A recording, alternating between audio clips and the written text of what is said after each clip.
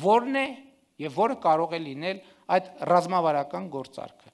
Իսկ գործարքի էությունը հետեւյալն է, որ Հայաստանը եւ Ադրբեջանը ճանաչում են միմյանց տարածքային ամբողջականությունը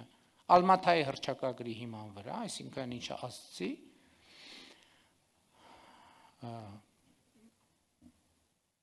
բացում են տարածաշրջանային կոմունիկացիաները արդեն իսկ հռչակված Վաշինգտոնի հռչակագրի հիման վրա, իրականացում են դելիմիտացիա արդեն իսկ համաձայնեցված կանոնակարգի հիման վրա եւ հանգիստ են թողում միմյանց։ Շատ պարզ բան։ Հանգիստ են թողնում միմյանց։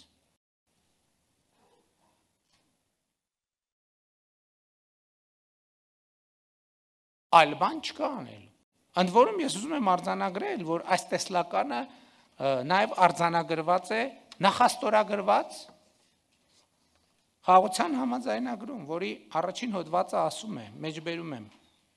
հաստատելով, որ նախկին ԽՍՀՄ խորհրդային սոցիալիստական հանրապետությունների միջև սահմանները դարձել են համապատասխան անկախ պետությունների միջազգային սահմանները եւ որպես այդպիսին ճանաչվել են միջազգային հանրության կողմից, կողմերը ճանաչում են եւ կհարգեն միմյանց ինքնիշխանությունը, տարածքային ամբողջականությունը, միջազգային սահմանների անձեռնմխելիությունը եւ քաղաքական անկախություն։ Այսինքն ինչ ասում է տեքստը։ Հիմա խորհրդային հանրապետությունները դարձել են պետություններ։ Եվ համապատասխանաբար մենք այս հիմքի վրա միմյանց տարածքային ամբողջականությունը, սահմանների անխախտելիությունը հարգում ենք։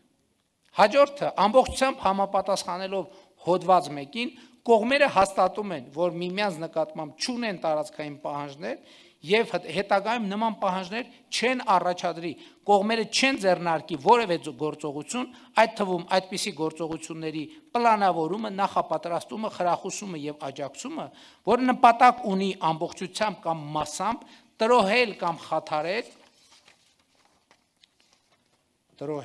խաթարել մյուս կողմի տարածքային ամբողջականությունը կամ քաղաքական միասնությունը։ Ուզում եմ ընդգծել, որ խաղաղության համաձայնագրի նախաբանում նույնպես հղում կա Ալմաթայի հռչակագրին։ Նկատի ունեմ խաղաղության ճարտարապետությունը քաղաքական մակարդակում ամբողջությամբ կառուցված է։ Ես հիմա այլ հոդվածներ չեմ մեջբերի, բայց Վաշինգտոնի հռչակագիրը, խաղաղության համաձայնագրի նախաստորագրված տեքստը, երկու երկրների սահմանազատման հանձնաժողովների համատեղ գործունեության կանոնակարգը ամբողջությամբ գծել են այդ ճարտարապետությունը։ Այսինքն քաղաքական մակարդակում մենք այստեղ խնդիրներ չունենք։ Մենք այստեղ խնդիրներ ունենք սոցիալ-հոգեբանական մակարդակում։ Եվ սոցիալ-հոգեբանական մակարդակում գոյություն ունեցած խնդիրների մասին նույնիսկ դժվար է խոսել։ Դժվար է խոսել նույնիսկ քաղաքական առաջնորդների մասին, բայց ես կարծում եմ, որ մենք պետք է նաև խոսենք դրա մասին։ Ես օրինակ այդպիսի մի վիճակագրություն եմ դուրս բերել, որը իհարկե դեռ փորձագիտական մակարդակով վերստուգման անհրաժեշտություն ունի, բայց առնվազն քաղաքական մակարդակով իմ տպավորությունները գնալով ավելի ու ավելի հիմնավոր են դառնում։ Ընդ որում ես չեմ կարող եւ չեմ ասի, թե այս շրջապտույտի մեկնարկային կետը որտեղ է, Հայաստանում է թե Ադրբեջանում, որովհետեւ ոչ թե դրա համար, այսինքն դա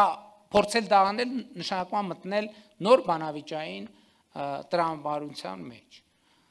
Մասնավորապես ես մի այսպիսի ներքին կապ եմ տեսել, որ օրինակ ինչքան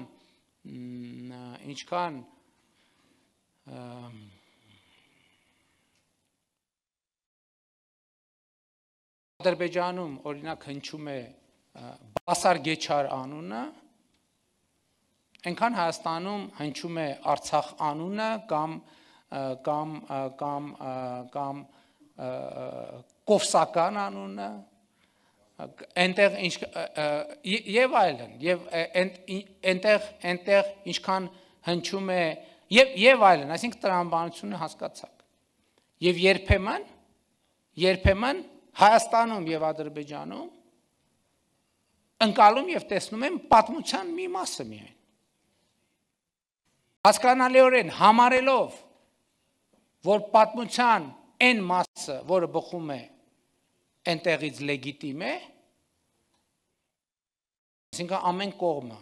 պատմության այն մասը, որը բխում է այնից լեգիտիմ է, որը բխում է մյուս կողմից լեգիտիմ չէ։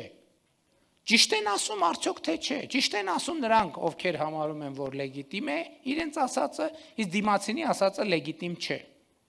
Ճիշտ են ասում, թե չէ։ Այս հարցը ձևակերպելը եւ փորձելը պատասխանել այս հարցին ինքնին անհաջողության նախապայման է։